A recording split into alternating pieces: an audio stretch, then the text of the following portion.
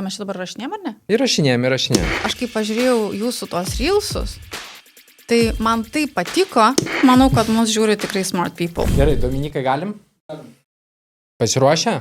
Nežinau. Jūs, sakyčiau, geriau už mane tuos listus sudarinėjat. Tai aš esu labai, happy following, ką jūs pasiūlys. Tai reikia pilti iš kardegų skystį, kad viskas greitai užsiliepsnotų.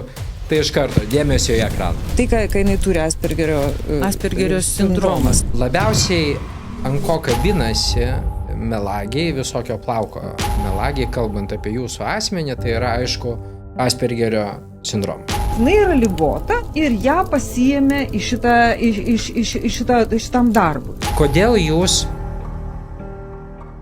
pasiryžote apie tai kalbėti viešai? Aš gal taip paklausiu.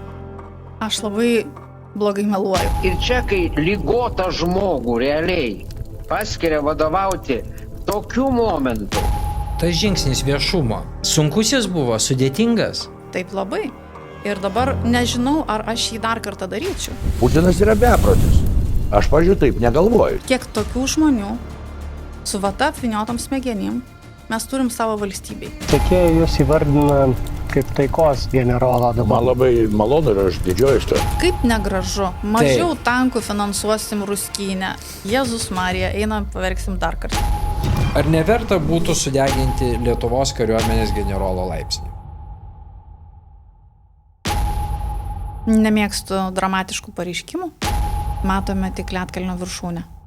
Tiesiog jūsų reelsai yra žmonėm, kurie naudoja smegenis pagal paskirtį, o ne užkimšti jas fast foodų iš socialinių tinklų. Sekite Ant laužo kanalą, tapkite Ant laužo Patreon kariuomenės dalimi.